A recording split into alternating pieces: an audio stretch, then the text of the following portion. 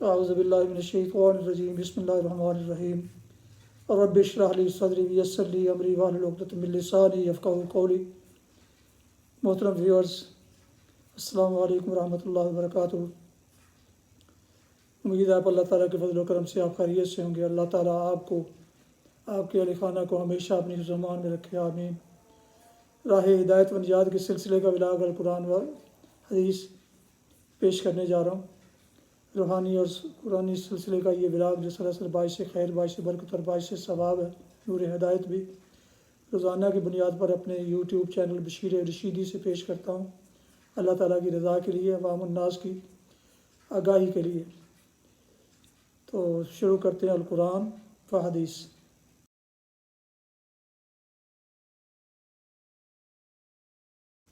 اعوذ باللہ من الشیطان الرجیم بسم اللہ الرحمن الرحیم۔ وَلَقَدْ عَهِدْنَا إِلَىٰ آدَمَ مِنْ قَبْلُ فَنَسِيَ وَلَمْ نَجِدْ لَهُ عَزْمًا وَإِذْ قُلْنَا لِلْمَلَائِكَةِ اسْجُدُوا لِآدَمَ فَسَجَدُوا إِلَّا إِبْلِيسَ أَبَىٰ فَقُلْنَا يَا آدَمُ إِنَّ هَٰذَا عَدُوٌّ لَكَ وَلِزَوْجِكَ فَلَا يُخْرِجَنَّكُمَا مِنَ الْجَنَّةِ فَتَشْقَىٰ۔ صدق اللہ العظیم۔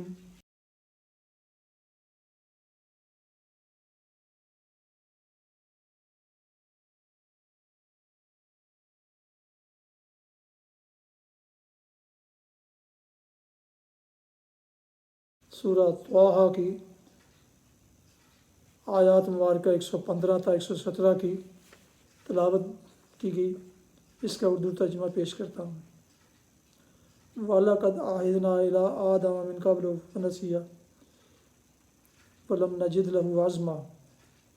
ہم نے اس سے پہلے آدم کو ایک حکم دیا تھا مگر وہ بھول گیا اور ہم نے اس میں عزم نہ پایا۔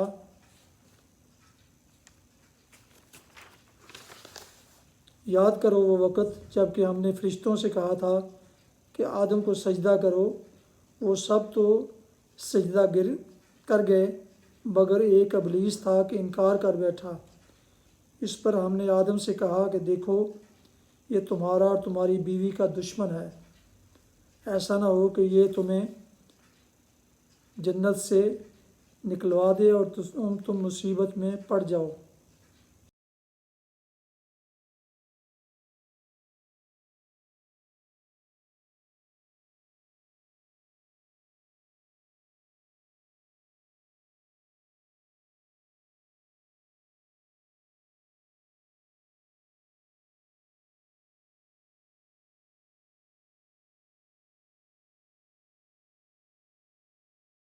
تلاوت اور ترجمہ کی گئی آیات مبارکہ کی تفسیر۔ ہم نے اس سے پہلے آدم کو ایک حکم دیا تھا، جیسا کہ ابھی پیچھے بتایا جا چکا ہے۔ یہاں سے ایک الگ تقریر شروع ہوتی ہے جو غالباً اوپر والی تقریر کے بعد کسی وقت نازل ہوئی ہے اور مضمون کی مناسبت سے اس کے ساتھ ملا کر ایک ہی سورہ میں جمع کر دی گئی ہے۔ مضمون کی مناسبتیں متعدد ہیں، مثلاً یہ کہ نمبر 1، وہ بھولا ہوا سبق جسے قرآن یاد دلا رہا ہے وہی سبق ہے جو نوع انسانی کو اس کی پیدائش کے آغاز میں دیا گیا تھا اور جسے یاد دلاتے رہنے کا اللہ تعالیٰ نے وعدہ کیا تھا، اور جسے یاد دلانے کے لیے قرآن سے پہلے بھی بار بار ذکر آتے رہے ہیں۔ نمبر 2، انسان اس سبق کو بار بار شیطان کے بہکانے سے بھولتا ہے اور یہ کمزوری و آغاز فرینش سے برابر دکھا رہا ہے۔ سب سے پہلی بھول اس کے اولین ماں باپ کو لاحق ہوئی تھی اور اس کے بعد سے اس کا سلسلہ برابر جاری ہے۔ اسی لیے انسان اس کا محتاج ہے کہ اس کو پہم یاد دہانی کرائی جاتی رہے۔ نمبر 3، یہ بات کہ انسان کی سعادت اور شقاوت کا انحصار بالکل اس برتاؤ پر ہے جو اللہ تعالیٰ کے بھیجے ہوئے اس ذکر کے ساتھ وہ کرے گا۔ آغاز آفرینش ہی میں صاف صاف بتا دی گئی تھی۔ آج یہ کوئی نئی بات نہیں کہی جا رہی کہ اس کی پیروی کرو گے تو گمراہی و بدبختی سے محفوظ رہو گے، اور ورنہ دنیا و آخرت دونوں میں مبتلا مصیبت ہوگے۔ نمبر 4، ایک چیز سے بھول اور عزم کی کمی اور ارادے کی کمزوری جس کی وجہ سے انسان اپنے ازلی دشمن شیطان کے بہکاوے میں آ جائے اور غلطی کر بیٹھے، اس کی معافی ہو سکتی ہے، بشرطے کہ انسان غلطی کا احساس ہوتے ہی اپنے رویے کی اصلاح کر لے اور انحراف چھوڑ کر اطاعت کی طرف پلٹ آئے۔ دوسری چیز ہے وہ سرکشی اور سرتابی، اور خوب سوچ سمجھ کر اللہ کے مقابلے میں شیطان کی بندگی میں جس کا ارتکاب فرعون اور سامری نے کیا، اس چیز کے لیے معافی کا کوئی امکان نہیں ہے۔ اس کا انجام وہی ہے جو فرعون اور سامری نے دیکھا، اور یہ انجام وہ شخص دیکھے گا جو اس روش پر چلے گا۔ آدم کو ایک حکم دیا گیا تھا۔ آدم علیہ السلام کا قصہ اس سے پہلے سورہ بقرہ، سورہ اعراف، 2 مقامات پر، سورہ حجر، سورہ بنی اسرائیل اور سورہ کہف میں گزر چکا ہے۔ یہ 7واں موقع ہے جب کہ اسے دہرایا جا رہا ہے۔ ہر جگہ سلسلہ بیان سے اس کی مناسبت الگ ہے، اور ہر جگہ اسی مناسبت کے لحاظ سے قصے کی تفصیلات مختلف طریقے سے بیان کی گئی ہیں۔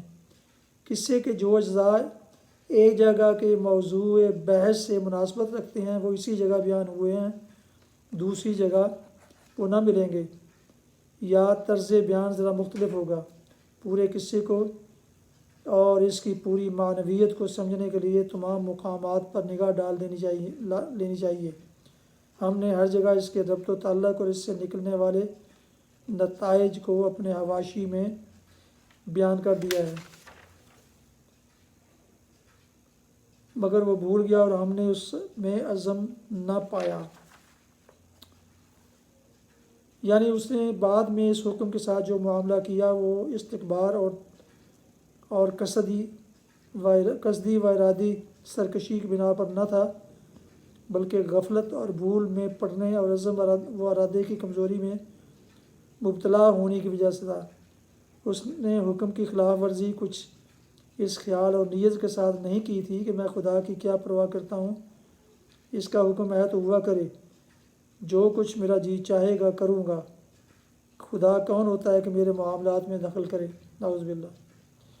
اس کے بجائے اس کی نافرمانی کا سبب یہ تھا کہ اس نے ہمارا حکم یاد رکھنے کی کوشش نہ کی، بھول گیا کہ ہم نے اسے کیا سمجھایا تھا، اور اس کے ارادے میں اتنی مضبوطی نہ تھی کہ شیطان اسے بہکانے یا اس وقت وہ ہماری پیشگی تنبیہ اور نصیحت اور فرمائش کو، جس کا ذکر ابھی آگے آتا ہے، یاد کرتا اور اس کے دیے ہوئے لالچ کا سختی کے ساتھ مقابلہ کرتا۔ بعض لوگوں نے اس میں عزم نہ پایا کا مطلب یہ لیا ہے کہ ہم نے اس میں نافرمانی کا عزم نہ پایا، یعنی اس نے جو کچھ کیا بھولے سے کیا، نافرمانی کے عزم کی بنا پر نہیں کیا۔ لیکن یہ خواہ مخواہ تکلف ہے۔ یہ بات اگر کہنی ہوتی تو لم نجد لہ عرفا علی العصیان کہا جاتا، نہ کہ محض لم نجد لہ عزما۔ آیت کے الفاظ صاف بتا رہے ہیں کہ فقدان عزم سے مراد اطاعت حکم کے عزم کا فقدان ہے، نہ کہ نافرمانی کے عزم کا فقدان۔ علاوہ بریں اگر موقع، محل اور سیاق و سباق کی مناسبت کو دیکھا جائے تو صاف محسوس ہوتا ہے کہ یہاں اللہ تعالیٰ آدم علیہ السلام کی پوزیشن صاف کرنے کے لیے ایک قصہ بیان نہیں کر رہا ہے، بلکہ یہ بتانا چاہتا ہے کہ وہ بشری کمزوری کیا تھی جس کا صدور ان سے ہوا، اور جس کی بدولت صرف وہی نہیں بلکہ ان کی اولاد بھی اللہ تعالیٰ کی پیشگی تنبیہات کے باوجود اپنے دشمن کے پھندے میں پھنستی رہی ہے۔ مزید برآں جو شخص بھی خالی ذہن ہو کر اس آیت کو پڑھے گا، اس کے ذہن میں پہلا مفہوم یہی آئے گا کہ ہم نے اس میں عزم امر کا عزم، اس میں اطاعت امر کا عزم یا مضبوط ارادہ نہ پایا۔ دوسرا مفہوم اس کے ذہن میں اس وقت تک نہیں آ سکتا جب تک وہ آدم علیہ السلام کی طرف معصومیت کی نسبت کو نامناسب سمجھ کر آیت کے کسی اور معنی کی تلاش شروع نہ کر دے۔ یہی رائے علامہ آلوسی نے بھی اس موقع پر اپنی تفسیر میں ظاہر فرمائی ہے۔ وہ کہتے ہیں کہ لا یکفیٰ علیک ان ھذا التفسیر غیر متبادل ولا کثیر مناسبۃ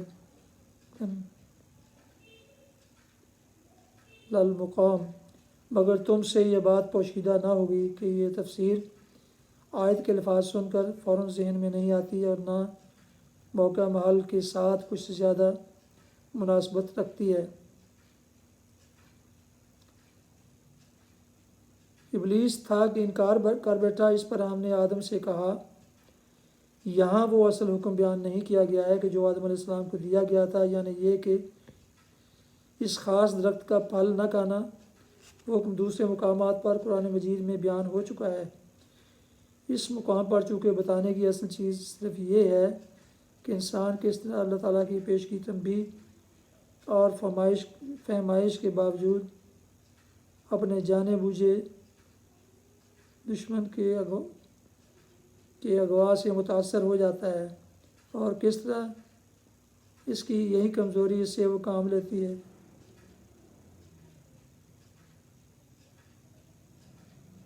جو اس کے اپنے مفادات کے خلاف ہوتا ہے۔ اس لیے اللہ تعالیٰ نے اصل حکم کا ذکر کرنے کے بجائے یہاں اس فہمائش کا ذکر کیا ہے جو اس حکم کے ساتھ حضرت آدم علیہ السلام کو کی گئی تھی۔ دیکھو، یہ تمہارا اور تمہاری بیوی کا دشمن ہے۔ دشمنی کا مظاہرہ اسی وقت ہو چکا تھا۔ آدم اور حوا علیہ السلام خود دیکھ چکے تھے کہ ابلیس نے ان کو سجدہ کرنے سے انکار کیا ہے، اور صاف صاف یہ کہہ کر کیا ہے کہ انا خیر منہ خلقتنی من نار وخلقتہ من طین، میں اس سے بہتر ہوں، تو نے مجھ کو آگ سے پیدا کیا ہے اور اس کو مٹی سے۔ اعراف آیت 13، سورہ سعد آیت 76۔ ارأیتک ھذا الذی کرمت علیہ، ذرا دیکھ تو صحیح کہ یہ ہے وہ ہستی جس کو تو نے مجھ پر فضیلت دی ہے۔ واسجد لمن خلقت طینا، اب کیا میں اسے سجدہ کروں؟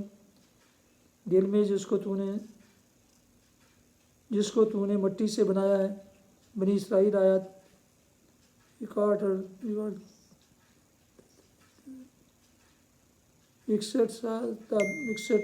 62۔ پھر اتنے ہی پر اس نے اکتفا نہ کیا کہ کلم کلا اپنے حسد کا اظہار کر دیا، بلکہ اللہ تعالیٰ سے اس نے مہلت بھی مانگی کہ مجھے اپنی فضیلت اور اس کی نااہلی ثابت کرنے کا موقع دیجیے، میں اسے بہکا کر آپ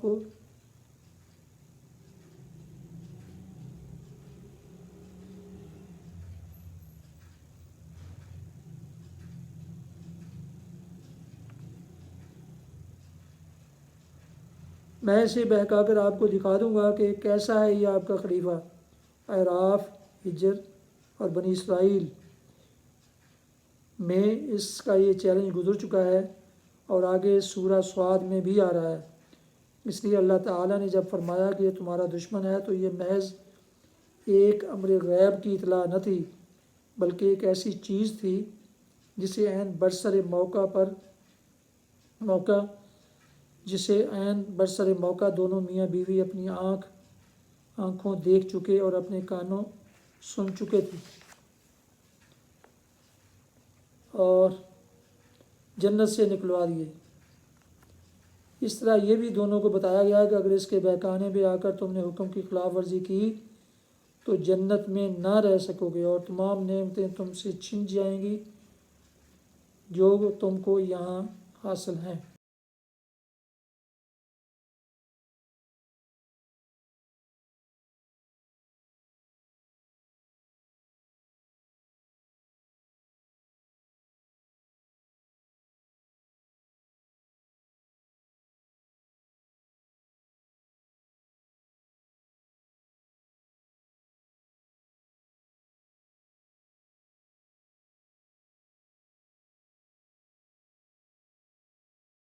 حدیث مبارکہ حضرت ابو عبد الرحمن عبداللہ بن مسعود رضی اللہ عنہ بیان فرماتے ہیں کہ میں نے نبی کریم صلی اللہ علیہ وسلم سے پوچھا کون سا عمل اللہ کو زیادہ محبوب ہے؟ آپ صلی اللہ علیہ وسلم نے فرمایا اپنے وقت پر نماز پڑھنا۔ میں نے کہا پھر کون سا؟ آپ صلی اللہ علیہ وسلم نے فرمایا والدین کے ساتھ نیکی کرنا۔ میں نے کہا پھر کون سا؟ فرمایا اللہ کے راستے میں جہاد کرنا۔ حدیث ہے یہ صحیح بخاری کتاب المواقیت حدیث نمبر 527۔ فوائد میں لکھا ہے کہ نماز کے اپنے وقت پر پڑھنے کا مطلب ہے اول وقت یا کم از کم پابندی کے ساتھ اسے اس کے وقت پر پڑھنا، یہ نہیں کہ کاروباری اور دیگر دنیاوی مصروفیات میں سے تاخیر سے یا بے وقت پڑھنا۔ نماز اور جہاد یہ افضل ترین اعمال میں سے ہیں، ان کے ساتھ والدین سے حسن سلوک کے حکم کو بیان کرنے سے اس کی اہمیت واضح ہے۔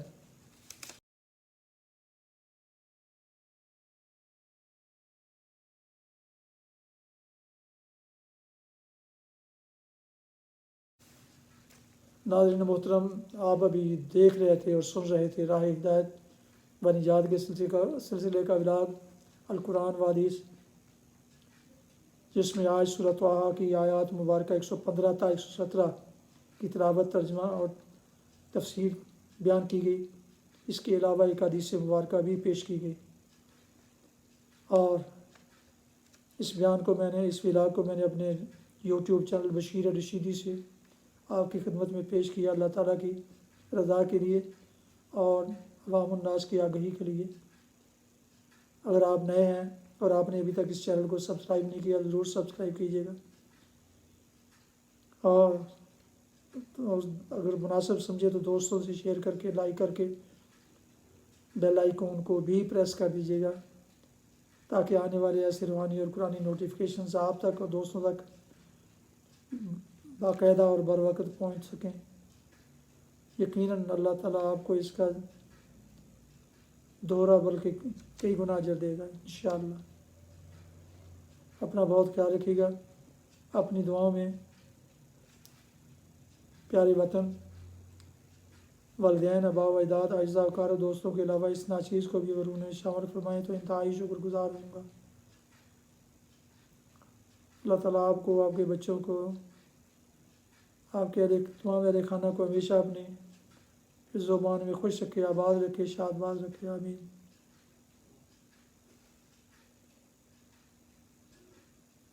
السلام علیکم ورحمۃ اللہ وبرکاتہ۔ پاکستان زندہ باد۔ اللہ حافظ۔